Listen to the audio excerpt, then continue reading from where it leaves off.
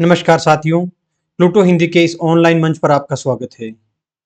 आज की कक्षा में हम यूजीसी नेट हिंदी साहित्य के पाठ्यक्रम की यूनिट 7 की कहानी गैंग्रीन तथा अन्य दो कहानियों राही और सिक्का बदल गया के बारे में चर्चा करेंगे। हम कहानी का पाठ भी करेंगे तथा कहानी से संबंधित महत्वपूर्ण तथ्यात्मक एवं विश्लेषणात्मक जानकारी भी आपको प्रदान करेंगे। सबसे पहले कुछ तथ्यात्मक जानकारी जो गैंग्रीन और उसके कहानीकार अज्ञेय के बारे में है, उस पर बात करते हैं। अज्ञेय का जन्म कब हुआ था, इसके बारे में हमने पहले एक कक्षा ली थी, उसमें याद करवाने की कोशिश की थी। ज्ञेय से आपको 11 याद रखना है। तो 1911 ईस्वी में अज्ञेय का जन्म हुआ था। गैंग्रीन कहानी के प्रकाशन को लेकर दो प्रकार के तथ्य मिलते हैं। एक ये कि यह सर्वप्रथम 1931 ईस्वी में हंस पत्रिका में प्रकाशित हुई। अगर विकल्प दिया हो तभी इस तथ्य को आपको सही मानना है, अन्यथा आपको यह मानना है 1937 ईस्वी में विपत का कहानी संग्रह में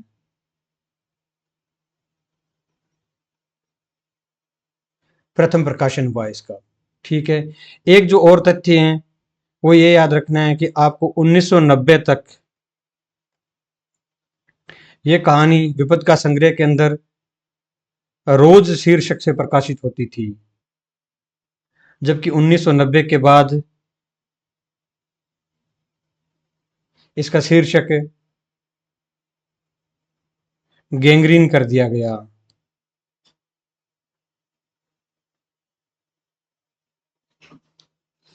आइए कहानी का पाठ करते हैं तथा उसमें से संवेदना के क्या क्या बिंदु निकल कर आते हैं उसके बारे में चर्चा करते हैं। उससे पहले जो भी ये तथ्य दिए गए हैं उनके बारे में आप गौर कर लीजिए तथा याद करने की कोशिश कीजिए, क्योंकि यहीं से भी प्रश्न बनने की पूरी संभावना होती है कि किस कहानी संग्रह में इसको प्रकाशित किया गया था, किस में सम्मिलित है। इस प्रकार से कहानी का पाठ शुरू करते हैं। दोपहर में उस सूने आंगन में पैर रखते हुए मुझे ऐसा जान पड़ा मानो उस पर किसी सांप की, ये देखिए शब्द देखिए यहाँ पर, किसी शाप की, शराप नहीं होता शाप होता है, छाया मंडरा रही हो।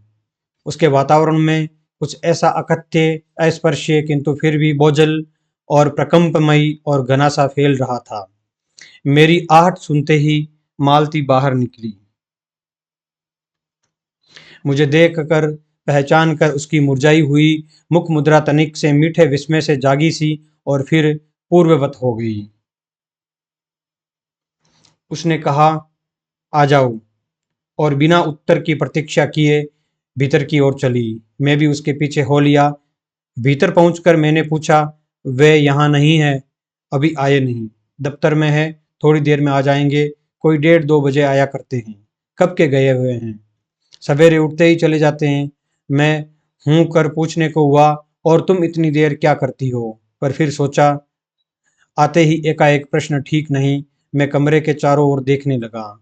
मालती एक पंखा उठा लाई और मुझे हवा करने लगी। मैंने आपत्ति करते हुए कहा, नहीं, मुझे नहीं चाहिए। पर वह नहीं मानी। बोली, वाह, चाहिए कैसे नहीं, इतनी धूप में तो आए हो यहाँ तो। मैंने कहा, अच्छा लाओ, मुझे दे दो। वह शायद ना करने वाली थी, पर तभी दूसरे कमरे से शिशु के रोने की आवाज़ सुनकर उसने चुपचाप पंखा मुझे दे दिया और घुटनों के बल पर हाथ टेक कर एक थकी हुई हूं करके उठी और भीतर चली गई। मैं उसके जाते हुए दुबले शरीर को देखकर सोचता रहा, यह क्या है? यह कैसी छाया सी इस घर पर छाई हुई है? मालती मेरी दूर के रिश्ते की बहन है, किंतु उसे सखी कहना ही उचित है, क्योंकि हमारा परस्पर संबंध सख्य का ही रहा है। हम बचपन से इकट्ठे खेले हैं, इकट्ठे लड़े हैं और पिटे हैं, और हमारी पढ़ाई भी बहुत सी इकट्ठे हुई है, और हमारे व्यवहार में सदा सख्य की स्वेच्छा और स्वतंत्रता रही है। वह कभी भ्रातृत्व के या छोटे बड़ेपन के बंधनों में नहीं गिरा। मैं आज कोई 4 वर्ष बाद उसे देखने आया हूँ। जब मैंने उसे इससे पूर्व देखा था तब वह लड़की ही थी। अब वह विवाहिता है, एक बच्चे की माँ भी है।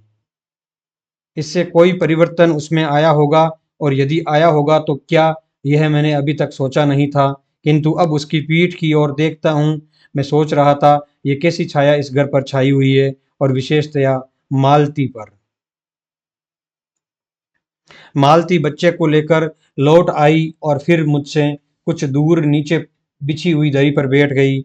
मैंने अपनी कुर्सी घुमाकर कुछ उसकी ओर उन्मुख होकर पूछा, इसका नाम क्या है? मालती ने बच्चे की ओर देखते हुए उत्तर दिया, नाम तो कोई निश्चित नहीं किया, वैसे टीटी कहते हैं। मैंने उसे बुलाया, टीटी, टीटी आजा, पर वह अपनी बड़ी बड़ी आंखों से मेरी ओर देखता हुआ अपनी माँ से चिपट गया और रुआंसा सा होकर कहने लगा, हम्म। मालती ने फिर उसकी ओर एक नज़र देखा और फिर बाहर आंगन की ओर देखने लगी। काफी देर मौन रहा। थोड़ी देर तक तो वह मौन आकस्मिक ही था, जिसमें मैं प्रतीक्षा में था कि मालती कुछ पूछे, किंतु उसके बाद एकाएक मुझे ध्यान हुआ, मालती ने कोई बात ही नहीं की। यह भी नहीं पूछा कि मैं कैसा हूँ, कैसे आया हूँ, चुप बैठी है। क्या विवाह के 2 वर्ष में ही वह बीते दिन भूल गई?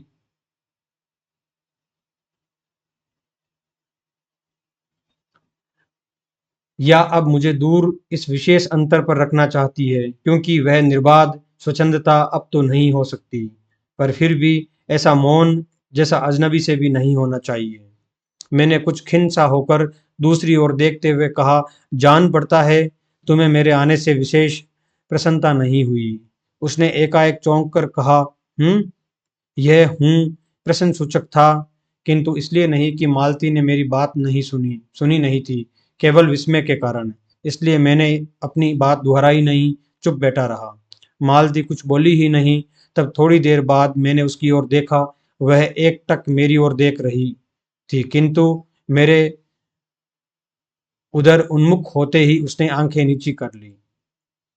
फिर भी मैंने देखा, उन आंखों में कुछ विचित्र सा भाव था, मानो मालती के भीतर कहीं कुछ चेष्टा कर रहा हो, किसी बीती हुई बात को याद करने की, किसी बिखरे हुए वायुमंडल को पुनः जगाकर गतिमान करने की, किसी टूटे हुए व्यवहार तंतु को पुनर्जीवित करने की, और चेष्टा में सफल न हो रहा हो। वैसे जैसे देर से प्रयोग में ने लाए हुए अंग को व्यक्ति एकाएक उठाने लगे और पाए कि वह उठता ही नहीं है। चिर विस्मृति में मानो मर गया है, उतने क्षीण बल से, यद्यपि वह सारा प्राप्य बल है, उठ नहीं सकता। मुझे ऐसा जान पड़ा, मानो किसी जीवित प्राणी के गले में किसी मृत जंतु का तोक डाल दिया गया हो, और वह उसे उतार कर फेंकना चाहे, पर उतार न सके। तभी किसी ने किवाड़ खटखटाए। मैंने मालती की ओर देखा, पर वह हिली नहीं। जब किवाड़ दूसरी बार खटखटाए गए, तब वह शिशु को अलग करके उठी और किवाड़ खोलने गई। वे यानी मालती के पति आए। मैंने उन्हें पहली बार देखा था, यद्यपि फोटो से उन्हें पहचानता था, परिचय हुआ। मालती खाना तैयार करने आंगन में चली गई और हम दोनों भीतर बैठकर बातचीत करने लगे। उनकी नौकरी के बारे में, उनके जीवन के बारे में, उस स्थान के बारे में, और ऐसे अन्य विषयों के बारे में जो पहले परिचय पर उठा करते हैं, एक तरह का स्वरक्षात्मक कवच बनकर। मालती के पति का नाम महेश्वर है। वह एक पहाड़ी गांव में सरकारी डिस्पेंसरी के डॉक्टर हैं। उसी हैसियत से इन क्वार्टरों में रहते हैं। प्रातःकाल 7 बजे डिस्पेंसरी चले जाते हैं और 1:30 या 2 बजे लौटते हैं। उसके बाद दोपहर भर छुट्टी रहती है। केवल शाम को 1-2 घंटे फिर चक्कर लगाने के लिए जाते हैं। डिस्पेंसरी के साथ के छोटे से अस्पताल में पड़े हुए रोगियों को देखने और अन्य ज़रूरी हिदायतें करने। उनका जीवन भी बिल्कुल एक निर्दिष्ट ढर्रे पर चलता है। नित्य वही काम, उसी प्रकार के मरीज, वही हिदायतें, वही नुस्खे, वही दवाइयाँ। वह स्वयं उकताए हुए हैं, और इसीलिए और साथ ही इस भयंकर गर्मी के कारण वह अपनी फुर्सत के समय में भी सुस्त ही रहते हैं। मालती हम दोनों के लिए खाना ले आई। मैंने पूछा, तुम नहीं खाओगी या खा चुकी? महेश्वर बोले कुछ हंसकर, वह पीछे खाया करती है। पति 2:30 बजे खाने आते हैं, इसलिए पत्नी 3 बजे तक भूखी बैठी रहेगी। मालती टोक कर बोली, मेरे लिए तो ये नई बात नहीं है, मेरे लिए तो यह नई बात नहीं है, रोज ही ऐसा होता है। यहाँ से शुरू होता है, रोज ही ऐसा होता है। मालती बच्चे को गोद में लिए हुए थी। बच्चा रो रहा था, पर उसकी ओर कोई भी ध्यान नहीं दे रहा था। मैंने कहा, यह रोता क्यों है? मालती बोली, हो ही गया है, चिड़चिड़ा सा, हमेशा ही ऐसा रहता है।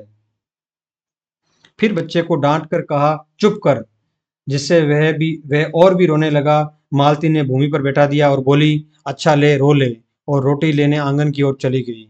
जब हमने भोजन समाप्त किया तब 3 बजने वाले थे। महेश्वर ने बताया कि उन्हें आज जल्दी अस्पताल जाना है। यहाँ एक दो चिंताजनक केस आए हुए हैं, जिनका ऑपरेशन करना पड़ेगा। दो की शायद टांग काटनी पड़े, गैंग्रीन हो गया है। थोड़ी ही देर में वह चले गए। कौन सा रोग हो गया है? गैंग्रीन। मालती किवाड़ बंद कर आई और मेरे पास बैठने ही लगी थी कि मैंने कहा, अब खाना तो खा लो, मैं उतनी देर टीटी से खेलता हूँ। वह बोली, खा लूंगी, मेरे खाने की कौन बात है, किंतु चली गई। मैं टीटी को हाथ में लेकर झुलाने लगा, जिससे वो कुछ देर के लिए शांत हो गया। दूर शायद अस्पताल में ही 3 खड़के। एकाएक मैं चौंका। मैंने सुना मालती वहीं आंगन में बैठी अपने आप ही एक लंबी सी थकी हुई सांस के साथ कह रही थी, 3 बज गए, मानो बड़ी तपस्या के बाद कोई कार्य संपन्न हो गया। थोड़ी ही देर में मालती फिर आई। मैंने पूछा, तुम्हारे लिए कुछ बचा भी था? सब कुछ तो? बहुत था। हाँ, बहुत था। भाजी तो सारी मैं ही खा गया, वहां बचा कुछ होगा नहीं। यूं ही रोब तो न जमाओ कि बहुत था, मैंने हंसकर कहा। मालती मानो किसी और विषय की बात कहती हुई बोली, यहाँ सब्जी वब्जी तो कुछ होती ही नहीं, कोई आता जाता है तो नीचे से मंगा लेते हैं। मुझे आए 15 दिन हुए हैं, जो सब्जी साथ लाए थे वही अभी बरती जा रही है। मैंने पूछा, नौकर कोई नहीं है? कोई ठीक मिला नहीं? शायद 1-2 दिन में हो जाए। बर्तन भी तुम ही मांजती हो? और कौन? कहकर मालती क्षण भर आंगन में जाकर लौट आई। मैंने पूछा, कहाँ गई थी? आज पानी ही नहीं है, बर्तन कैसे मंजेंगे? क्यों, पानी को क्या हुआ? रोज ही होता है, कभी वक्त पर आता ही नहीं। आज शाम को 7 बजे आएगा, तब बर्तन मंजेंगे। चलो, तुम्हें 7 बजे तक छुट्टी हुई। कहते हुए मैं मन ही मन सोचने लगा, अब इसे रात के 11 बजे तक काम करना पड़ेगा। छुट्टी क्या खाक हुई? यही उसने कहा। मेरे पास कोई उत्तर नहीं था, पर मेरी सहायता टीटी ने की। एकाएक फिर रोने लगा और मालती के पास जाने की चेष्टा करने लगा। मैंने उसे दे दिया। थोड़ी देर फिर मौन रहा। मैंने जेब से अपनी नोटबुक निकाली और पिछले दिनों के लिखे हुए नोट देखने लगा। तब मालती को याद आया कि उसने मेरे आने का कारण तो पूछा ही नहीं, और बोली, यहाँ आए कैसे? मैंने कहा ही तो। अच्छा, अब याद आया, तुमसे मिलने आया था, और क्या करने? तो 2-1 दिन रहोगे ना? नहीं, कल चला जाऊंगा, जरूरी जाना है। मालती कुछ नहीं बोली, कुछ खिन्न सी हो गई। मैं फिर नोटबुक की तरफ देखने लगा। थोड़ी देर बाद मुझे भी ध्यान हुआ, मैं आया तो हूँ मालती से मिलने, किंतु यहाँ वह बात करने को बैठी और मैं पढ़ रहा हूँ।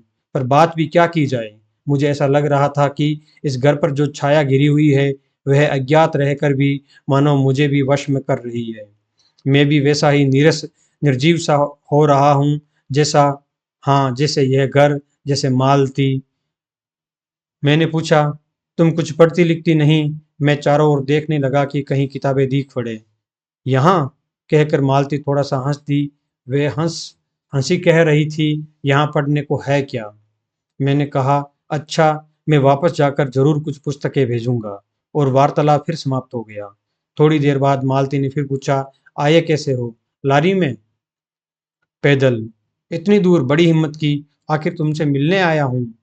ऐसे ही आए हो? नहीं, कूली पीछे आ रहा है सामान लेकर, मैंने सोचा बिस्तरा ले ही चलूं।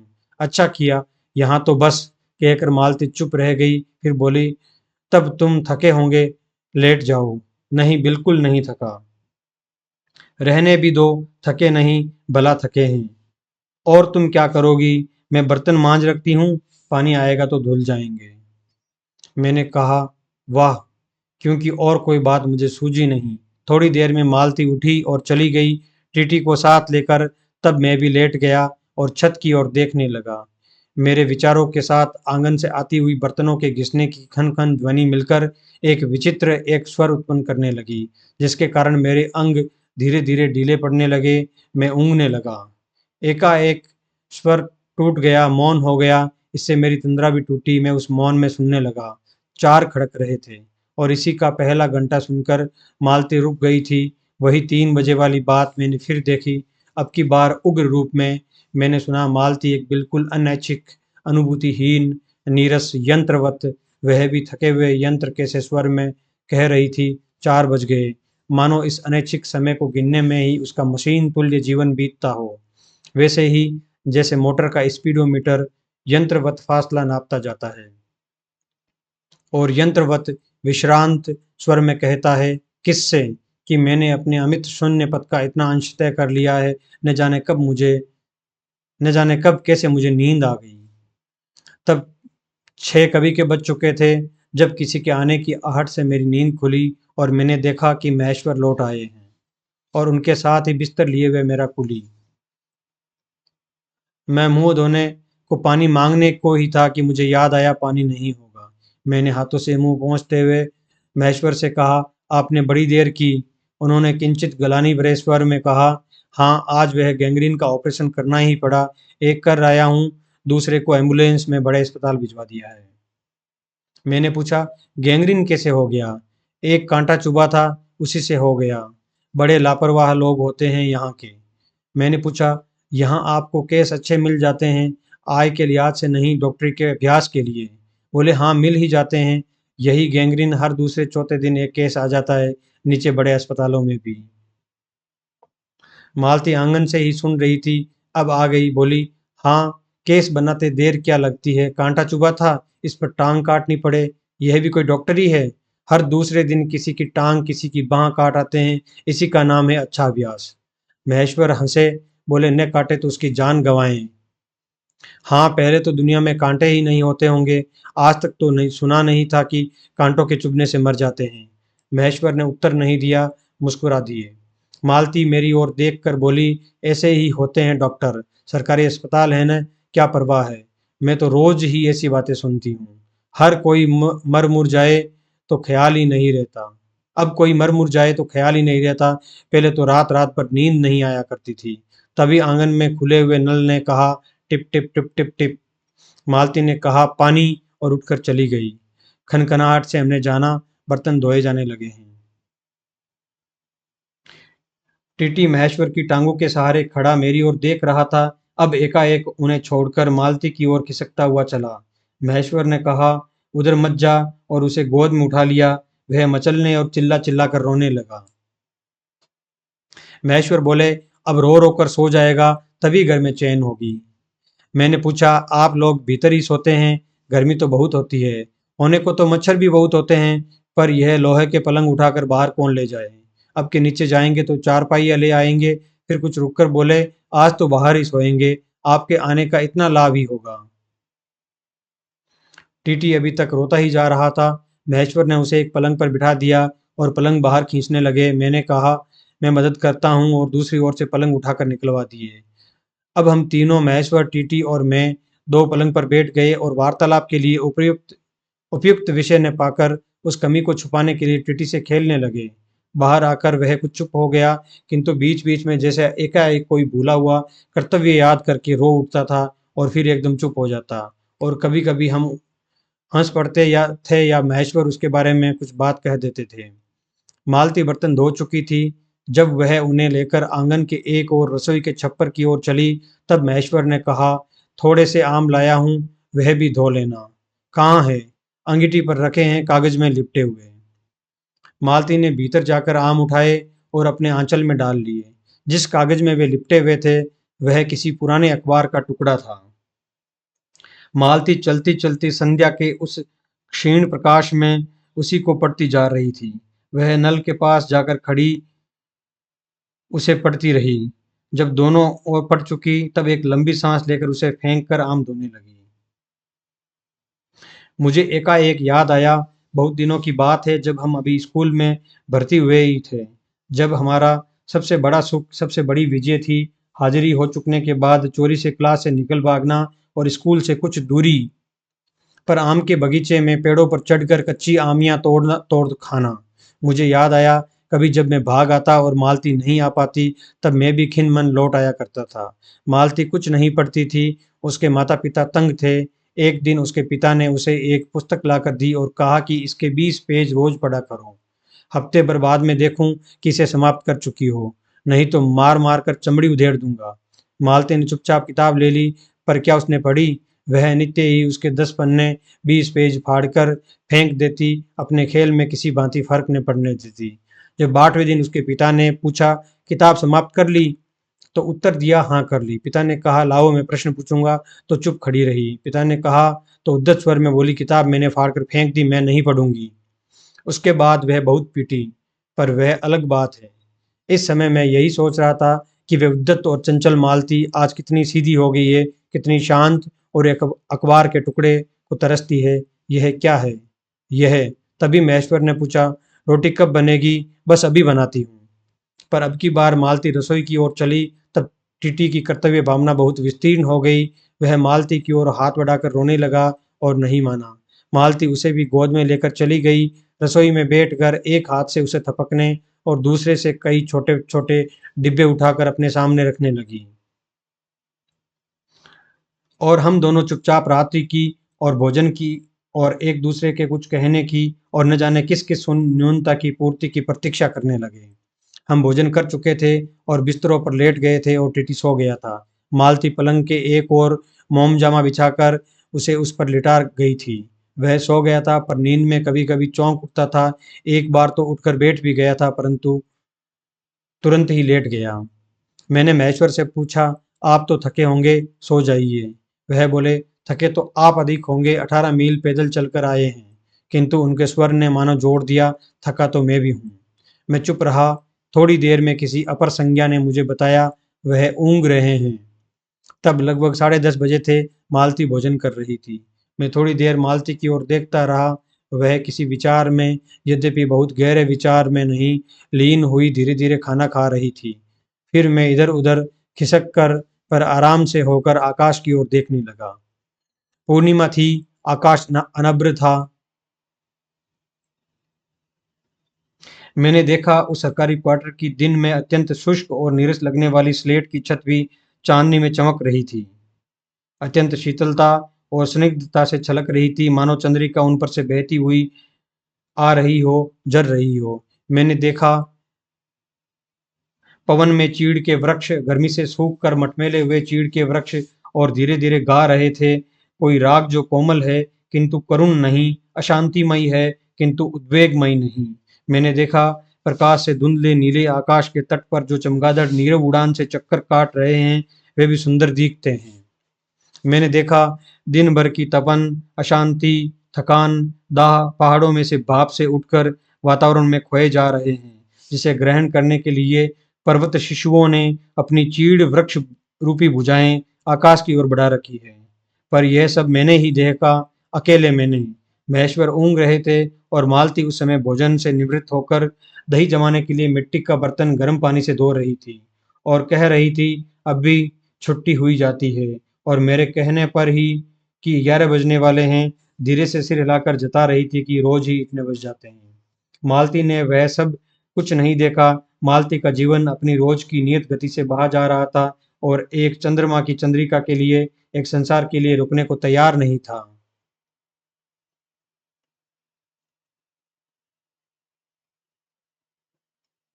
चांदनी में शिशु कैसा लगता है, और इस अलस जिज्ञासा से मैंने टीटी की ओर देखा और वह एकाएक मानो किसी शेषवोचित वामता से उठा और खिसक कर पलंग से नीचे गिर पड़ा और चिल्ला चिल्ला कर रोने लगा। महेश्वर ने चौंक कर कहा, क्या हुआ? मैं झपट कर उसे उठाने दौड़ा। मालती रसोई से बाहर निकल आई। मैंने उस खट शब्द को याद करके धीरे से करुणा भरे स्वर में कहा, चोट बहुत लग गई बेचारे को। यह सब मानो एक ही क्षण में एक ही क्रिया की गति में हुआ। मालती ने रोते हुए शिशु को मुझसे लेने के लिए हाथ बढ़ाते हुए कहा, इसके चोटें लगती ही रहती है, रोज ही गिर पड़ता है।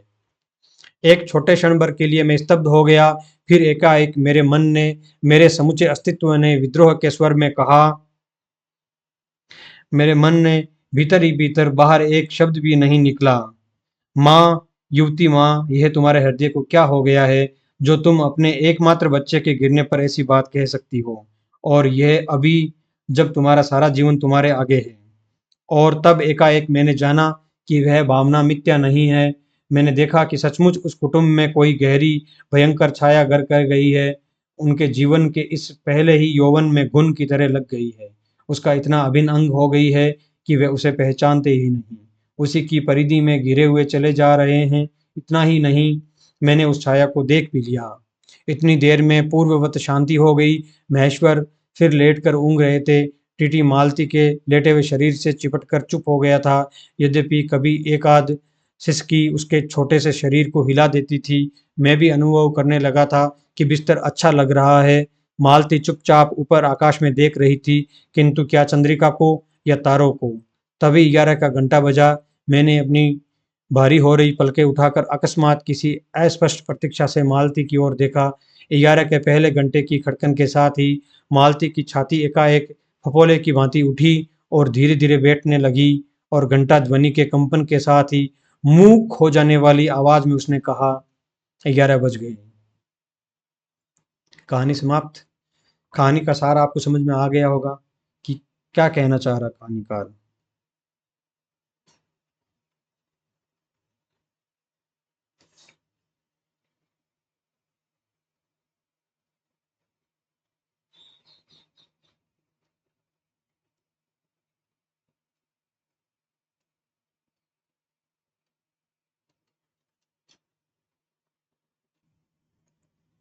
कहानी के प्रारंभ में ही लेखक ये कहता है कि जब वो उस घर में मालती के डॉक्टर महेश्वर के घर में प्रवेश करते हैं, तो उनको दिखाई देता है कि इस घर पर कोई शाप रूपी कोई काली छाया मंडरा रही है।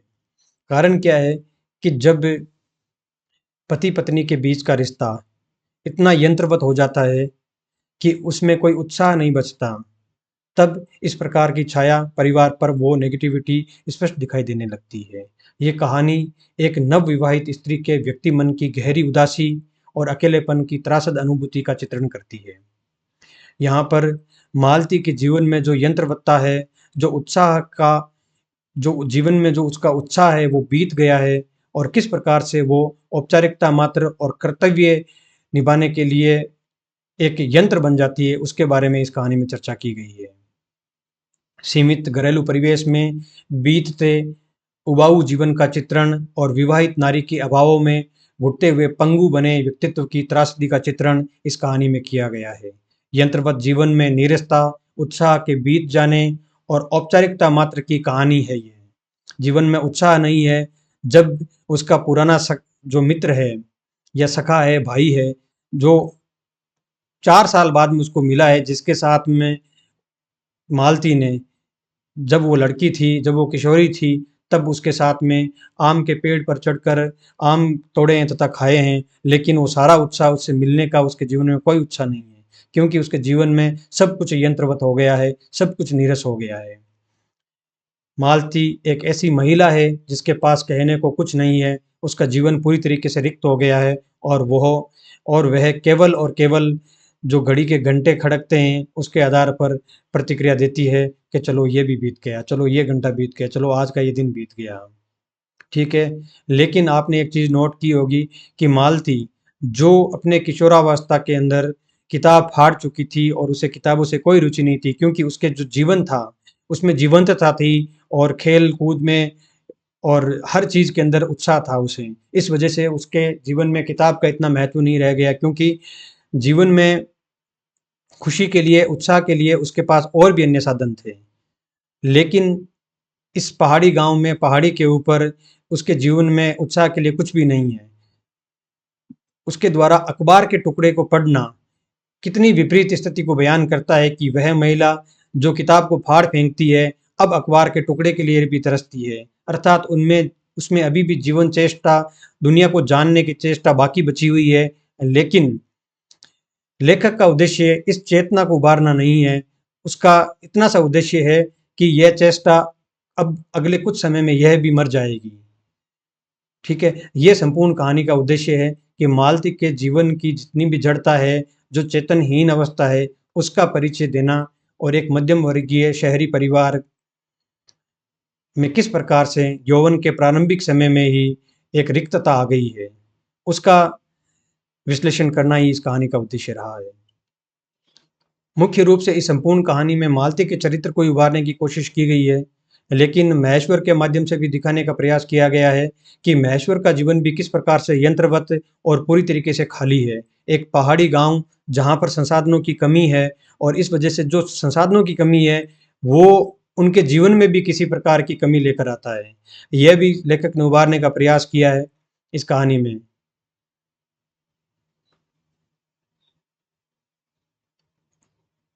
समग्रतः हम ये कह सकते हैं कि मालती जो एक मध्यम वर्गीय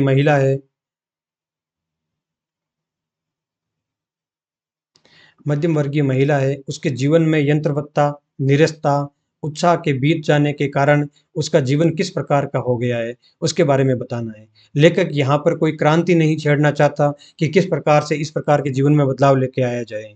लेखक यहाँ पर समझौतावादी रुख अपनाते हुए दिखाता है कि यही हश्र हो रहा है शहरी मध्य वर्ग के जीवन का, क्योंकि महिलाओं के जीवन में किसी प्रकार का उत्साह करने को कुछ नहीं बचा, कुछ नवीनता नहीं बची है। ठीक है? ये इस कहानी को इस आधार पर नई कहानी का कह सकते हैं कि प्रारंभिक या फिर कह सकते हैं उसका शुरुआती स्वर कह सकते हैं इसे। अज्ञेय की जो कहानी है गैंग्रीन, इसे नई कहानी का प्रारंभिक स्वर भी कह सकते हैं, क्योंकि नई कहानी के अंदर भी कोई एक सुनिश्चित अंत नहीं होता, कोई कथानक नहीं होता इस कहानी के अंदर। बस स्थिति विशेष का विश्लेषण कर दिया जाता है और बता दिया जाता है कि व्यक्ति की सीमा से बहुत सारी चीज़ें परे चली गई है, अब उसके लिए करने को कुछ नहीं बचा है। इस वजह से ये कहानी नई कहानी की पूर्व पीठिका भी कही जा सकती है। ठीक है, ये तो हुआ संवेदना के बारे में। अब बात करते हैं भाषा के बारे में, शिल्प के बारे में कहानी के। तो शिल्प में आपने देख लिया होगा कि इस कहानी में कोई कथानक नहीं है, सिर्फ एक स्थिति मात्र है और उसका विश्लेषण किया गया है और देखा गया है कि मालती का जो चरित्र है उस वो किस प्रकार से बदल गया है। एक किशोरी जिसके जीवन के अंदर स्वच्छंदता है, खिलंदड़पन है, लेकिन विवाह होने के बाद में उसके जीवन में एक रुकावट आ जाती है, क्योंकि उसके पास में करने को कुछ भी नहीं बचा। इसी चीज़ को इस कहानी में बताया गया है। और आप जानते हैं कि अज्ञेय की जो कहानी कला है वो इस प्रकार की है को व्यक्ति के द्वंद के माध्यम से व्यक्ति के अंतर्मन को खोलने का प्रयास करते हैं। बार बार मालती के मुंह से यह कहलवा कर कि रोज ही ऐसा होता है, ऐसा तो होता ही रहता है, पानी रोज चला जाता है, 11 बज गए, 10 बज गए, 9 बज गए, ये जो सारी प्रक्रियाएं हैं, टीटी रोता है तब भी उसे कोई फर्क नहीं पड़ता, जबकि अज्ञेय को लगता है कि माँ युवती तुम माँ हो, तुम्हारा बच्चा रो रहा है, तुम्हें फ़र्क नहीं पड़ रहा है, तुम्हारे हृदय को हो क्या गया है। ये उस निरस्ता के चरम स्तर को बताती है जो एक शहरी मध्य वर्गीय युवती के जीवन में आ गई है, क्योंकि उसके पास करने को कुछ भी नहीं है। ठीक है, तो ये सारी बातें। अब भाषा की बात कर लेते हैं इसके बारे में। तो भाषा आप जानते हैं कि अज्ञेय अपनी जो कहानियों के अंदर भाषा है, अधिकतर तत्सम शब्दों का प्रयोग करते हैं, लेकिन बीच-बीच में तद्भव शब्दों का प्रयोग भी करते हैं। तत्सम शब्दों का प्रयोग कर कर वो अपनी कहानी के अंदर जो मनोवैज्ञानिक सत्य हैं उनको उभारना चाहते हैं। ठीक है, आपने देखा होगा कि संवाद बहुत ही छोटे और चुस्त हैं और प्रवाह भी है। कई बार वाक्यों का उत्तर केवल हूँ, हाँ, नहीं, इतने ऐसे शब्दों के अंदर उत्तर मिल जाता है। कारण यही है कि इन वाक्यों के माध्यम से यह दिखाना कि उसके जीवन में कितनी नीरसता है और कितना उत्साह की कमी है। इन सारी चीज़ों के अंदर अज्ञेय बेहतरीन तरीके से सफल होते हैं। इस वजह से ये कहानी नई कहानी की पूर्व पीठिका के रूप में जानी जाती है और अज्ञेय की सर्वश्रेष्ठ कहानियों में से सर्वोच्च स्थान पर यह कहानी है। ठीक है, आगे कहानी पढ़ते हैं दूसरी।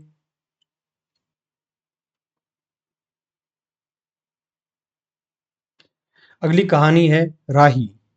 कहानीकार कौन है? सुभद्रा कुमारी चौहान। हमने याद रखने का एक तरीका बताया था कि सुभद्रा कुमारी चौहान का जन्म कब हुआ था, इसको याद रखने का। 6 से याद रखना आपको, 1904 ईस्वी में। और राही कहानी का प्रकाशन कब हुआ था? 1947 ईस्वी में। पत्रिका कौन सी में प्रकाशित हुई, कौन से समाचार पत्र में प्रकाशित हुई, इसके बारे में कोई विशेष सूचना हमारे पास में उपलब्ध नहीं है।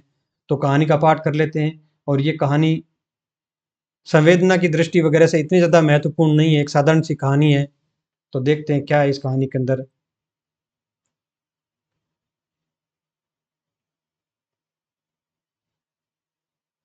तेरा नाम क्या है? राही। अच्छा, एक चीज़ तो मिस कर दी हमने। ठीक है, वापस देखते हैं उसको। हमने संवेदना के बारे में तो बात कर ली थी, लेकिन पात्र योजना पर बात नहीं की थी, जबकि प्रश्न पूछे जाते हैं चरित्र योजना पर।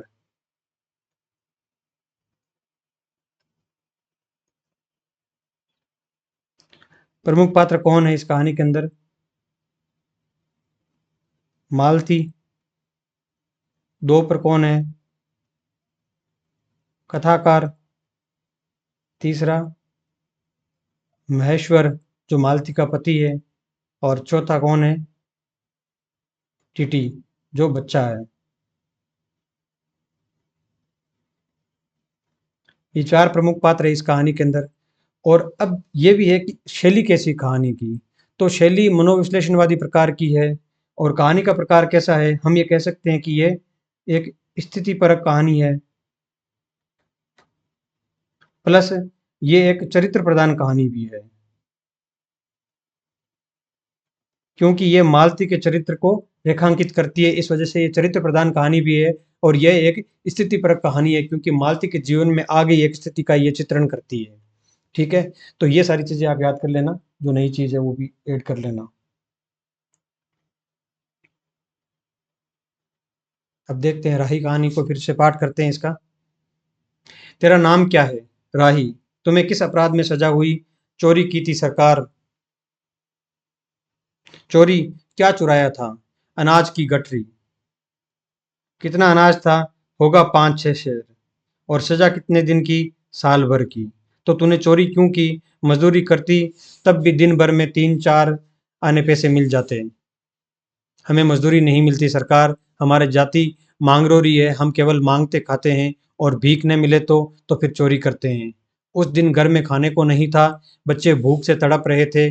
बाजार में बहुत देर तक मांगा, बोझा ढोने के लिए टोकरा लेकर भी बैठी रही, पर कुछ नहीं मिला। सामने किसी का बच्चा रो रहा था, उसे देखकर मुझे अपने भूखे बच्चे की याद आ गई। वहीं पर किसी की अनाज की गठरी रखी हुई थी, उसे लेकर अभी भाग ही रही थी कि पुलिस ने पकड़ लिया। अनीता, फिर तूने कहा नहीं कि बच्चे भूखे थे इसलिए चोरी की? संभव है इस बात से मजिस्ट्रेट कम सजा देता। राही, हम गरीबों की कोई नहीं सुनता सरकार। बच्चे आए थे, कचहरी में मैंने सब कुछ कहा, पर किसी ने नहीं सुना। अनीता, अब तेरे बच्चे किसके पास है? उसका बाप है। राही, उसका बाप मर गया सरकार, जेल में उसे मारा था, और वही अस्पताल में वह मर गया। अब बच्चों का कोई नहीं। अनीता, तो तेरे बच्चों का बाप भी जेल में ही मरा, वह क्यों जेल आया था? राही, उसे तो बिना कसूर के ही पकड़ लिया सरकार, ताड़ी पीने को गया था, 2-4 दोस्त उसके साथ थे। मेरे घर वाले का एक वक्त पुलिस वाले के साथ झगड़ा हो गया था, उसी का उसने बदला लिया। 109 में उसका चालान कर साल भर की सजा दिला दी और वहीं मर गया। अनीता, अच्छा जा अपना काम कर। अनीता सत्याग्रह करके जेल में आई थी। पहले उसे बी क्लास दिया गया था, फिर उसके घर वालों ने लिखा पढ़ी करके उसे ए क्लास में दिलवा दिया।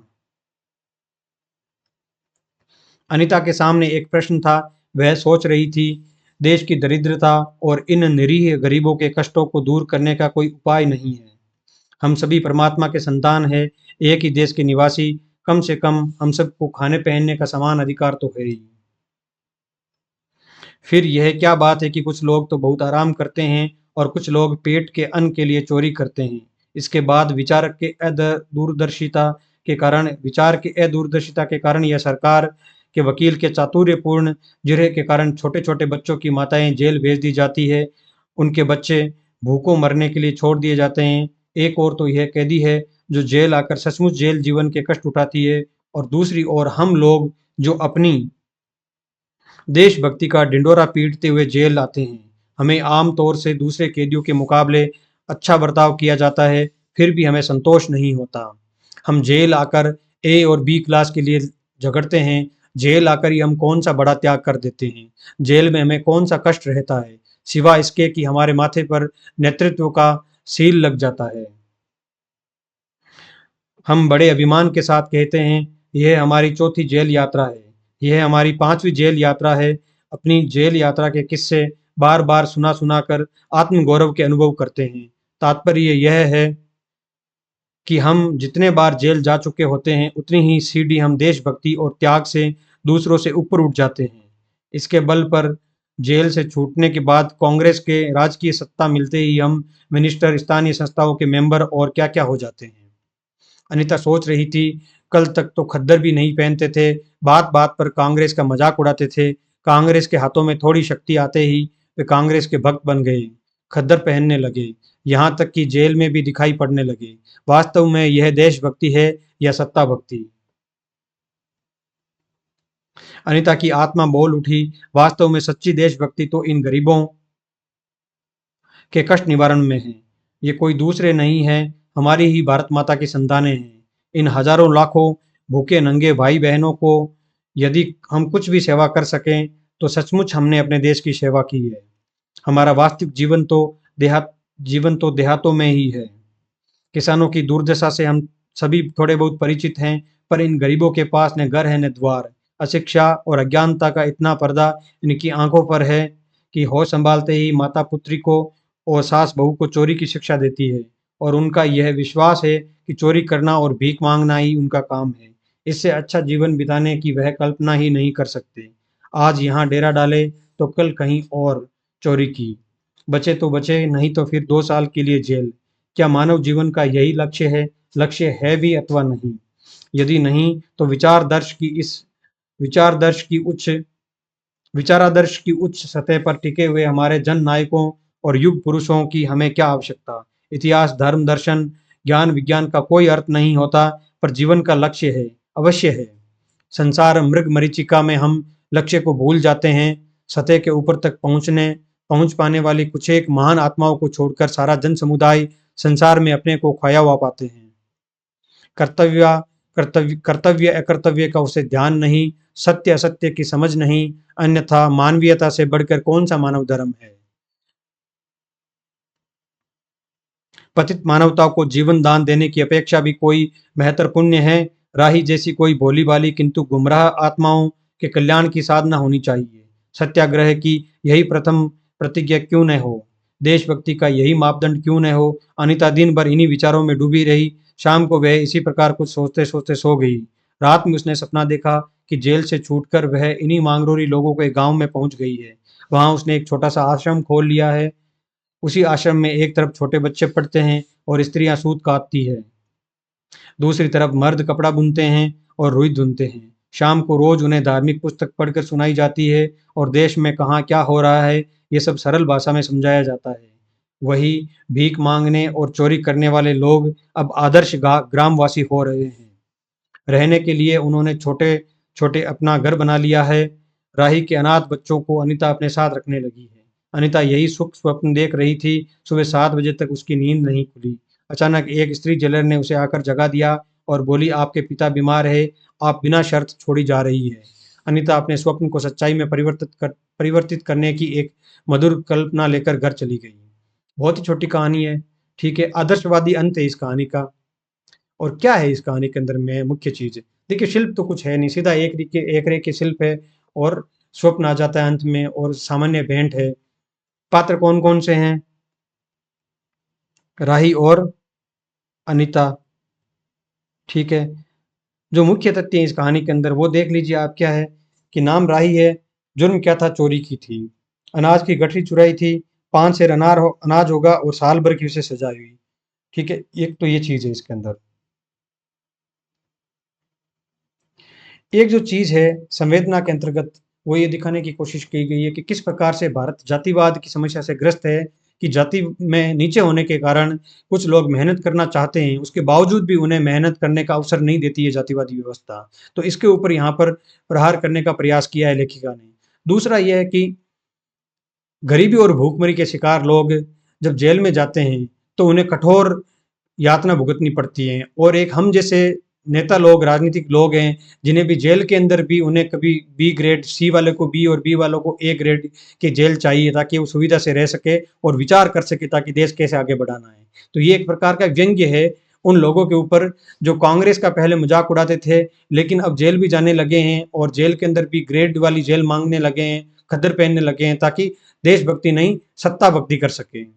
ठीक है, ये जो पूरी कहानी है वो देशभक्ति और सत्ता भक्ति के अंतर्विरोध को दर्शाती है। साथ ही ये भी दिखाती है कि एक आदर्शवादी अंत किस प्रकार से एक लेखिका सोचती है। उसे स्वप्न आता है कि वो जब जेल से बाहर गई तो ये जो मांगरोरी समुदाय के लोग हैं उनके गांव में चली गई और वहां पर जाकर उन्होंने गांव के लोगों की सेवा करनी शुरू की और राही के बच्चों को भी अपने पास में रख लिया।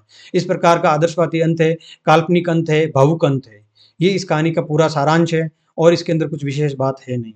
ठीक है, तो इनमें जो भी जिन जिन पे नीचे मैंने पेन फेरा है उन तथ्यों को आप एक बार दोबारा देख लेना ताकि परीक्षा की दृष्टि से भी आप इन तथ्यों को याद कर सकें। अगली कहानी है सिक्का बदल गया। कहानीकार कौन है? कृष्ण नहीं, कृष्णा सोबती। कृष्णा सोबती का जन्म कब हुआ था? याद करने की कोशिश कीजिए, जल्दी से याद कीजिए अपने मन में। अगर पिछली कक्षाएं देखी हैं तो याद आ जाना चाहिए।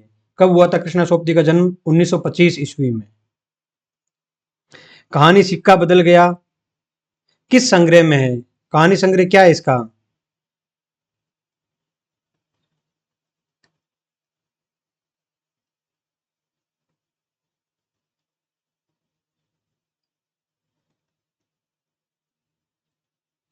बादलों के घेरे में। ठीक है, और कब प्रकाशित हुआ था? 1948 ईस्वी में। यह तथ्य आपको याद रखना है। संवेदना और शिल्प के बारे में आगे बात करेंगे, पहले कहानी का पाठ कर लेते हैं। कहानी का पाठ करने के बाद में देखेंगे कि इस कहानी में क्या क्या बिंदुओं को छूने का प्रयास किया गया है तथा इसका शिल्प कैसा है। शुरू करते हैं। खद्दर की चादर ओढ़े, हाथ में माला लिए, साहनी जब दरिया के किनारे पहुंची तो पौ फट रही थी। दूर दूर आसमान के पर्दे पर लालिमा फैलती जा रही थी। शाहनी ने कपड़े उतार कर एक और रखे और श्री राम करती पानी में हो ली। अंजलि भरकर सूर्य देवता को नमस्कार किया, अपनी उनीदी आंखों पर छींटे दिए और पानी से लिपट गई। चनाब का पानी आज भी पहले सा सर्द था। चनाब का पानी आज भी पहले सा ही सर्द था।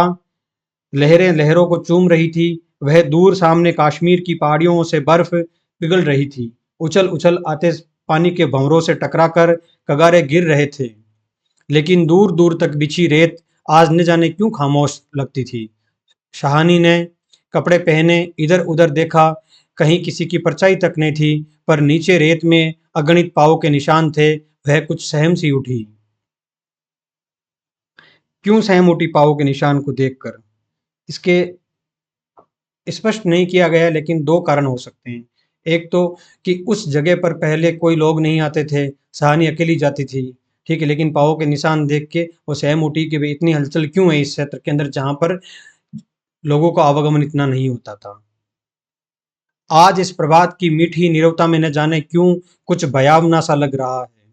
वह पिछले 50 वर्षों से यहाँ नहाती रही है। कितना लंबा अरसा है। शाहनी सोचती है, एक दिन इसी दुनिया के किनारे वह दुल्हन बनकर उतरी थी और आज आज शाहजी नहीं है। उसका वह पढ़ा लिखा लड़का नहीं, आज वह अकेली है। शाहजी की लंबी चौड़ी हवेली में अकेली है। पर नहीं, यह क्या सोच रही है वह सवेरे सवेरे? अभी भी दुनियादारी से मन नहीं फिरा उसका। शाहनी ने लंबी सांस ली और श्री राम करती बाजरे के खेतों से होती हुई घर की राह ली। कहीं कहीं लिपे पुते आंगनों पर से धुआं उठ रहा था। टन टन बेलों की घंटियां बज रही थी। फिर भी फिर भी कुछ बंधा बंधा सा लग रहा था। जम्मी वाला कुआं भी आज नहीं चल रहा है। यह शाहजी की ही असामियां है।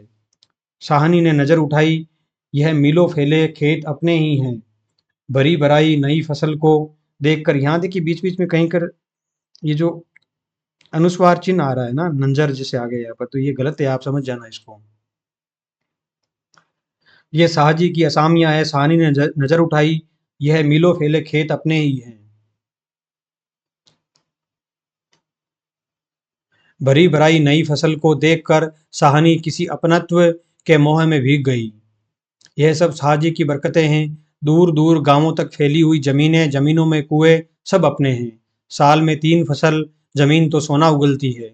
शाहनी कुएं की ओर बढ़ी, आवाज दी, शेरे शेरे, हंसना हंसना।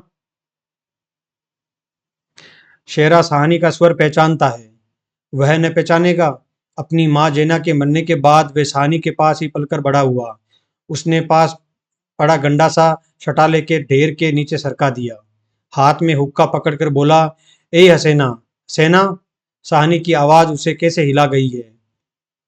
अभी तो वह सोच रहा था कि उस सहानी की ऊंची हवेली की अंधेरी कोठरी में पड़ी सोने चांदी की संदूकचियां उठाकर कि तभी शेरा गुस्से से भर गया। किस पर निकाले अपना क्रोध? सहानी पर चीख कर बोला, ए मर गई ए तेनू मौत दे। हसेना आटे वाली कनाली एक और रख जल्दी जल्दी बाहर निकल आई। ए आई आ क्यों छावेले, सुबह सुबह तड़पना है। अब तक सहानी नजदीक पहुंच चुकी थी, शेरे की तेजी सुन चुकी थी। प्यार से बोली, हसेना यह वक्त लड़ने का है, वह पागल है तो तू ही जिगरा कर दिया कर। जिगरा? हसीना ने मान भरे स्वर में कहा, सहानी लड़का आखिर लड़का ही है। कभी शेरे से पूछा है कि मुंह अंधेरे ही क्यों गालियां बरसाई इसने? सहानी ने लाड़ से हसीना की पीठ पर हाथ फेरा, हंसकर बोली, पगली मुझे तो लड़के से बहू प्यारी है। शेरे? हाँ सहानी, मालूम होता है रात को कुल्लूवाल के लोग आए हैं यहाँ। सहानी ने गंभीर स्वर में कहा। शेरे ने जरा रुककर घबरा कर कहा, नहीं सहानी। शेरे के उत्तर की अनसुनी कर सहानी जरा चिंतित स्वर से बोली, जो कुछ भी हो रहा है अच्छा नहीं है। शेरे, आज शाहजी होते तो शायद कुछ बीच बचाव करते। पर सहानी कहते कहते रुक गई। आज क्या हो रहा है? सहानी को लगा जैसे जी भर भर आ रहा है। शाहजी को बिछुड़े कई साल गए बीत गए थे, पर आज कुछ पिघल रहा है, शायद पिछली स्मृतियां। आंसुओं को रोकने के प्रयत्न में उसने हसीना की ओर देखा और हल्के से हंस पड़ी। और शेरा सोच ही रहा है, क्या कह रही है सहानी? आज आज सहानी क्या? कोई भी कुछ नहीं कर सकता। आज सहानी क्या नहीं, सहानी नहीं हो गया यहाँ पर, शाहजी क्या? आज शाहजी क्या? कोई भी कुछ नहीं कर सकता। यह होके रहेगा। क्यों न हो। हमारे ही भाई बंदों से सूद ले लेकर शाहजी सोने की बोरियां तोला करते थे। प्रतिहिंसा की आग शेरे की आंखों में उतर आई। गंडाचे की याद हो आई। सहानी की ओर देखा। नहीं नहीं, शेरा इन पिछले दिनों में 30-40 कत्ल कर चुका है। पर वह ऐसा नीच नहीं। सामने बैठी सहानी नहीं, सहानी के हाथ उसकी आंखों में तैर गए। वे सर्दियों की रातें कभी कभी शाहजी की डांट खा के वह हवेली में पड़ा रहता था, और फिर लालटेन की रोशनी में वह देखता सहानी के ममता भरे हाथ दूध का कटोरा थामे हुए। शेरे शेरे उठ पी ले। शेरे ने सहानी के झुर्रियां पड़े मुंह की ओर देखा तो सहानी धीरे धीरे मुस्कुरा रही थी। शेरा विचलित हो गया। आखिर सहानी ने क्या बिगाड़ा है हमारा? शाहजी की बात शाहजी के साथ गई। वह सहानी को जरूर बचाएगा। लेकिन कल रात वाला मशवरा वह कैसे मान गया था? फिरोज की बात, सब कुछ ठीक हो जाएगा, सामान बांट लिया जाएगा। शाहानी, चलो तुम्हें घर तक छोड़ आऊं। शाहानी उठ खड़ी हुई, किसी गहरी सोच में चलती हुई शाहानी के पीछे पीछे मजबूत कदम उठाता शेरा चल रहा है। शंकित सा इधर उधर देखता जा रहा है। अपने साथियों की बातें उसके कानों में गूंज रही है। पर क्या होगा शाहानी को मारकर? शाहानी, हाँ शेरे। शेरा चाहता है कि सिर पर आने वाले खतरे की बात कुछ तो शाहानी को बता दे, मगर वह कैसे कहे? शाहानी। शाहानी ने सिर ऊंचा किया। आसमान धुएं से भर गया था। शेरे, शेरे जानता था यह आग है, जबलपुर में आज आग लगनी थी, लग गई। शाहानी कुछ न कह सकी। उसके नाते रिश्ते सब वही हैं। हवेली आ गई। शाहानी ने शून्य मन से डोडी में कदम रखा। शेरा कब लौट गया उसे कुछ पता नहीं। दुर्बल सी देह और अकेली, बिना किसी सहारे के। न जाने कब तक वहीं पड़ी रही सहानी। दोपहर आई और चली गई। हवेली खुली पड़ी है। आज सहानी नहीं उठ पा रही, जैसे उसका अधिकार आज स्वयं ही उससे छूट रहा है। शाहजी के घर की मालकिन, लेकिन नहीं, आज मोह नहीं हट रहा। मानो पत्थर हो गई है। पड़े पड़े सांझ हो गई, पर उठने की बात फिर भी नहीं सोच पा रही। अचानक रसूली की आवाज सुनकर चौंक उठी। शाहानी, शाहानी सुनो, टरके आती है लेने। टरके? सहानी इसके सिवाय और कुछ न कह सकी। हाथों ने एक दूसरे को थाम लिया। बात की बात में खबर गांव भर में फैल गई। बीबी ने अपने विकृत कंठ से कहा, सहानी, आज तक कभी ऐसा न हुआ, न कभी सुना। गजब हो गया, अंधेर पड़ गया। सहानी मूर्तिवत वहीं खड़ी रही। नवाब बीबी ने स्नेह सनी उदासी से कहा, सहानी, हमने तो कभी न सोचा था।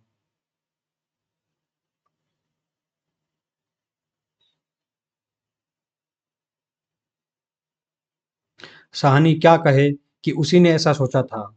नीचे से पटवारी बेगू और जेलदार की बातचीत सुनाई दी। सहानी समझी कि वक्त आन पहुंचा।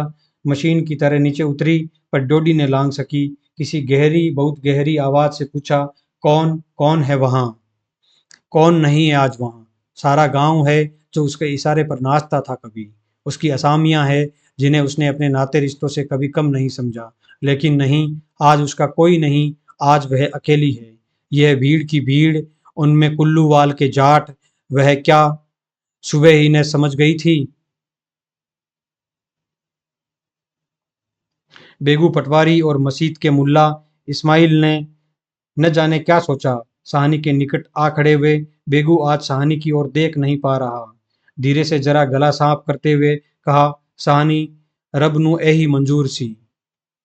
सहानी के कदम डोल गए, चक्कर आया और दीवार के साथ लग गई। इसी दिन के लिए छोड़ गए थे साहजी उसे। बेजान सी सहानी की ओर देखकर बेगू सोच रहा है, क्या गुजर रही है सहानी पर। मगर क्या हो सकता है, सिक्का बदल गया है। सहानी का घर से निकलना छोटी सी बात नहीं। गांव का गांव खड़ा है, हवेली के दरवाजे से लेकर उस दारे तक जिसे सहानी ने अपने पुत्र की शादी में बनवा दिया था। तब से लेकर आज तक सब फैसले, सब मशवरे यहीं होते हैं। इस बड़ी हवेली को लूट लेने की बात भी यहीं सोची गई थी। यही नहीं, यह नहीं कि सहानी कुछ जानती न हो, वह जानकर भी अनजान बनी रही। उसने कभी बैर नहीं जाना, किसी का बुरा नहीं किया। लेकिन बूढ़ी सहानी यह नहीं जानती कि सिक्का बदल गया है। देर हो रही थी। थानेदार दाऊद खां जरा अकड़ कर आगे आया और ड्योढ़ी पर खड़ी जड़ निर्जीव छाया को देखकर ठिठक गया। वही सहानी जिसके साहजी उसके लिए दरिया के किनारे खेमे लगवा दिया करते थे। यह तो वही सहानी है जिसने उसकी मंगेतर को सोने के कनफूल दिए थे मुंह दिखाई में। अभी उसी दिन जब वह लीग के सिलसिले में आया था, तो उसने उद्दंडता से कहा था, सहानी, भागोवाल मस्जिद बनेगी, 300 रुपया देना पड़ेगा। सहानी ने अपनी अपने उसी सरल स्वभाव से 300 रुपये दिए थे। और आज सहानी डोडी के निकट जाकर बोला सहानी डोडी के निकट जाकर बोला, देर हो रही है सहानी, धीरे से। कुछ साथ रखना हो तो रख लो, कुछ साथ बांध लिया है। सोना चांदी पूछता है? कौन पूछता है? दाऊद खान। सहानी अस्फुट स्वर में बोली, सोना चांदी। जरा ठहर कर सादगी से कहा, सोना चांदी बच्चा, वह सब तुम लोगों के लिए है। मेरा सोना तो एक एक जमीन में बिछा है। दाऊद खान लज्जित सा हो गया। सहानी, तुम अकेली हो, अपने पास कुछ होना जरूरी है। कुछ नकदी ही रख लो, वक्त का कुछ पता नहीं। वक्त? सहानी अपनी गीली आंखों से हंस पड़ी। दाऊद खां, इससे अच्छा वक्त देखने के लिए क्या मैं जिंदा रहूंगी? किसी गहरी वेदना और तिरस्कार से कह दिया सहानी ने। दाऊद खान निरुत्तर है, साहस कर बोला, सहानी, कुछ नकदी जरूरी है। नहीं बच्चा, मुझे इस घर से। सहानी का गला रुंध गया। नकदी प्यारी नहीं, यहाँ की नकदी यहीं रहेगी। शेरा आन खड़ा, उजरा की हो ना हो, कुछ मार रहा है सहानी से। खां साहिब, देर हो रही है। सहानी चौंक पड़ी। देर मेर घर मुझे देर, अच्छा, थोड़ा सा क्या है दिक्कत आज यहाँ पर ये हो रही है कि बहुत ज़्यादा टाइपिंग के अंदर बहुत ज़्यादा मिस्टेक हो गई है। और इस कहानी को आज मैंने दोबारा चेक नहीं किया था कि टाइपिंग में मिस्टेक तो नहीं है। इस वजह से बहुत ज़्यादा मिस्टेक्स आ रही है यहाँ पर। ठीक है, जो पीडीएफ डालूंगा उसमें इनको दूर करके डाल दूंगा। शाहानी चौक पड़ी। देर मेरे घर में मुझे देर, आंसुओं की भंवर में न जाने कहाँ से विद्रोह उमड़ पड़ा। मैं पुरखों के इस बड़े घर की रानी, और यह मेरे ही अन्न पर पले हुए। नहीं, यह सब कुछ नहीं। ठीक है, देर हो रही है, पर नहीं, सहानी रो रो कर नहीं, शान से निकलेगी इस पुरखों के घर से। मान से लांगेगी यह देहरी, जिस पर एक दिन बहरानी बनकर आ खड़ी हुई थी। अपने लड़खड़ाते कदमों को संभाल कर सहानी ने दुपट्टे से आंखें पोंछी और ड्योढ़ी से बाहर हो गई। बड़ी बूढ़ियां रो पड़ी। किसकी तुलना हो सकती थी इसके साथ? खुदा ने सब कुछ दिया था, मगर मगर दिन बदले, वक्त बदले। सहानी ने दुपट्टे से सिर ढांप कर अपनी धुंधली आंखों में से हवेली को अंतिम बार देखा। शाहजी के मरने के बाद भी जिस कुल की अमानत को उसने सहेज कर रखा, आज वह उसे धोखा दे गई। सहानी ने दोनों हाथ जोड़ लिए। यही अंतिम दर्शन था, यही अंतिम प्रणाम था। सहानी की आंखें फिर कभी इस ऊंची हवेली को न देख पाएगी। प्यार ने जो जोर मारा, सोचा एक बार घूम फिर कर पूरा घर क्यों नहीं देख आई मैं। जी छोटा हो रहा है, पर जिनके सामने हमेशा बड़ी बनी रही, उनके सामने वे छोटी न होगी। इतना ही ठीक है, बस हो चुका। सिर झुकाया। ड्योढ़ी के आगे कुलवधू की आंखों से निकलकर कुछ बूंदें चूं पड़ी।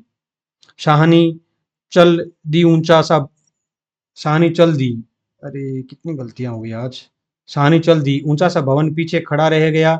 दाऊद खां, शेरा, पटवारी, जेलदार और छोटे बड़े बच्चे, बूढ़े, मर्द, औरतें सब पीछे पीछे। ट्रकें अब तक भर चुकी थी। शाहानी अपने को खींच रही थी। गांव वालों के गलों में जैसे धुआं उठ रहा है। शेरे खूनी शेरे का दिल टूट रहा है। दाऊद खान ने आगे बढ़कर ट्रक का दरवाजा खोला। शाहानी बढ़ी। इस्माइल ने आगे बढ़कर भारी आवाज से कहा, शाहानी कुछ कह जाओ, तुम्हारे मुंह से निकली आशीष झूठ नहीं हो सकती। और अपने सापे से आंखों का पानी पहुंच लिया। शाहानी ने उठती हुई हिचकी को रोककर रूंधे रूंधे से कहा, रब तानू सलामत रखे बच्चा, खुशियां बख्शे। वे छोटा सा जन समूह रो दिया। जरा भी दिल में मेल नहीं शाहानी के, और हम शाहानी को नहीं रख सके। शेरे ने बढ़कर शाहानी के पांव छुए। शाहानी कोई कुछ कर नहीं सका। राज भी पलट गया। शाहानी ने कांपता हुआ हाथ शेरे के सिर पर रखा और रुक रुक कर कहा, तेनू भाग जगन चन्ना, तेरे भाग्य जागे। दाऊद खान ने हाथ का संकेत किया। कुछ बड़ी बूढ़ियां शाहानी के गले लगी और ट्रक चल पड़ी। अन्न जल उठ गया। वह हवेली, नई बैठक, ऊंचा चौबारा, बड़ा पसार एक एक करके घूम रहे हैं शाहानी की आंखों में। कुछ पता नहीं ट्रक चल दिया है या वह स्वयं चल रही है। आंखें बरस रही है। दाऊद खान विचलित होकर देख रहा है इस बूढ़ी शाहानी को। कहाँ जाएगी अब वह? शाहानी मन में मेल ने लाना, कुछ कर सकते तो उठा न रखते।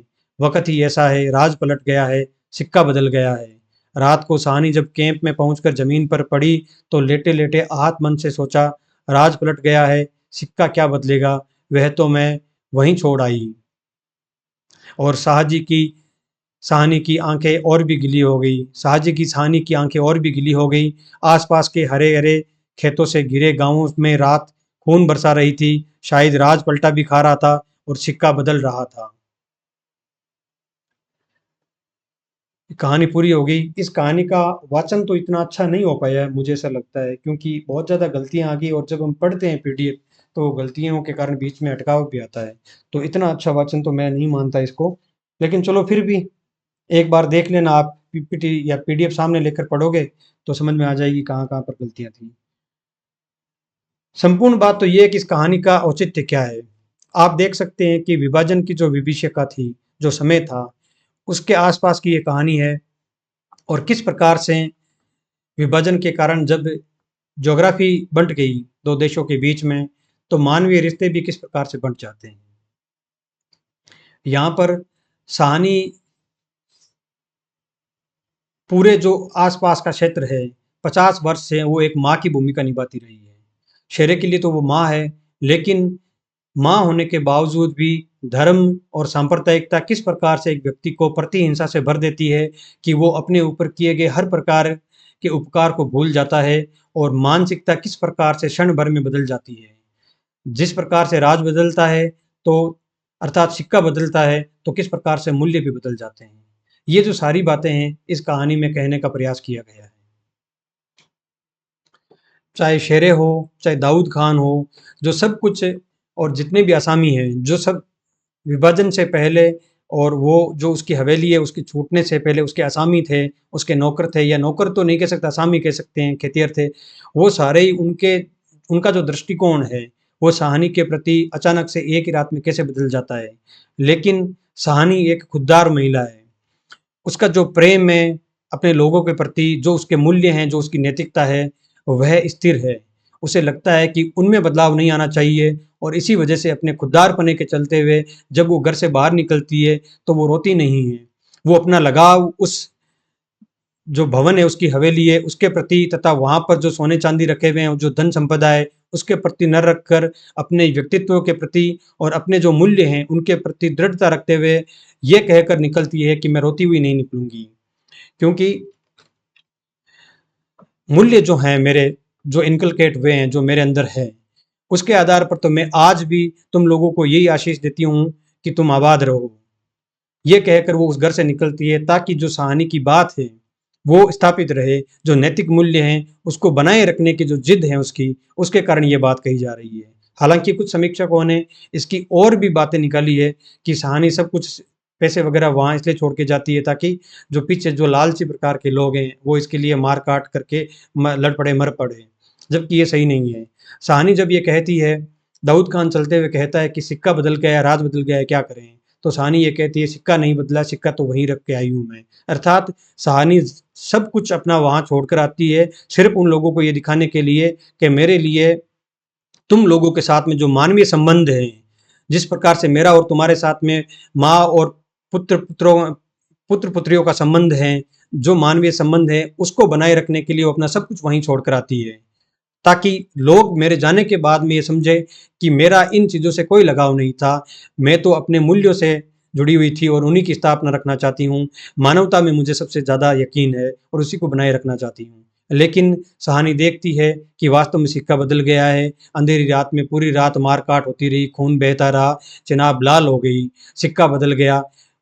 सहानी की अंतर्वेदना यही है, सबसे उसकी मुख्य पीड़ा यही है कि राजपाट बदलने के साथ में, देश की सीमाएं बदलने के साथ में ही सिक्का बदल गया। सिक्का केवल राजपाट का राजनीतिक सिक्का नहीं बदला है, शासन व्यवस्था हुकूमत का सिक्का नहीं बदला है, सिक्का मानवीय मूल्यों का, नैतिकता का भी बदल गया है। और जो नैतिकता और जो मानवीय मूल्य है उसकी पीढ़ियां सींचती रही है, 50 वर्षों से तो सहानी खुद उसको सींचती रही है, वो एकाएक सिर्फ राजनीतिक सिक्का बदल जाने से, राज बदल जाने से भी बदल गया। इस बात को सोचकर सहानी का जो हृदय है वो पीड़ित हो रहा है।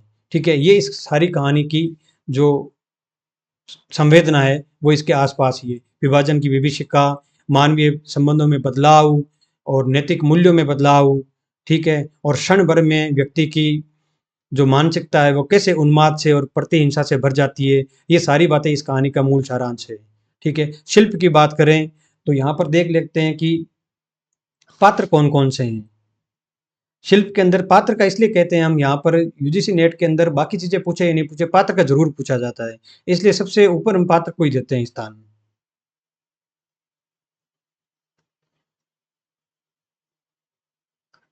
शाहजी यहाँ पर पात्र के रूप में, सूचित पात्र के रूप में उपस्थित है। सहानी मुख्य पात्र है। और कौन है? शेरे और हसना पति पत्नी के रूप में, और शेरे क्या है? सहानी के बेटे के रूप में। यहाँ पर बेटा नहीं है लेकिन मुंह बोला बेटा टाइप में। ठीक है, तीसरा कौन है? एक है बेगू पटवारी।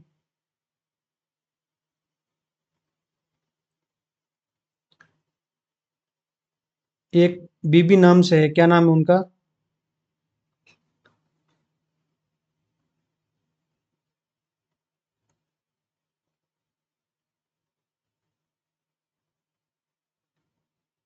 नवाब बीबी।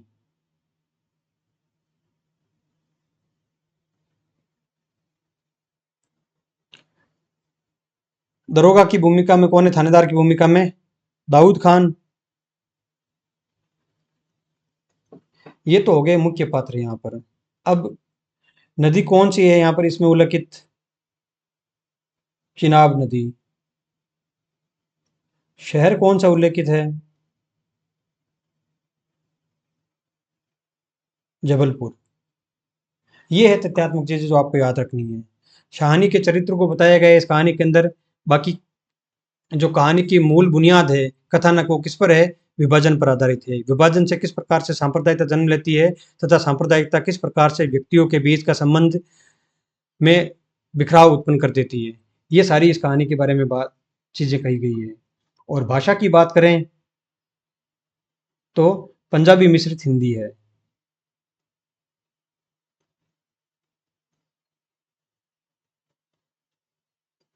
ये संपूर्ण कहानी का सार है। और जो भी तथ्यात्मक जानकारी वो पूरी हो गई है। आज तो क्लास पूरी 1 घंटे 9 मिनट में सिमट गई, बढ़िया का बात है। 12 जो कहानियां हैं वो पूरी हो गई है। आप मान के चलिए जो कहानी वाली पूरी यूनिट है उसके अंदर से 7-8 प्रश्न पूछे जाएंगे, और 7-8 प्रश्न में से जो हम यहाँ पढ़ रहे हैं, चाहे जैसे बादलों के ये जो कहानी है सिक्का बदल गया, उसमें जैसे ज़्यादा जानकारी मैंने नहीं दी, ना कुछ लिखवाया, तो लिखने के लिए कुछ है भी नहीं। ठीक है, तो आपको याद रखना है कि लिखने के लिए कुछ नहीं होता तब मैं नहीं लिखवाता, और जो चीज़ लिखने की है वो यहाँ पर मैं ऐड करवा देता हूँ आपको। खत्म करते हैं आज की कक्षा यहीं पर। लाइक और सब्सक्राइब करते रहिए। धन्यवाद।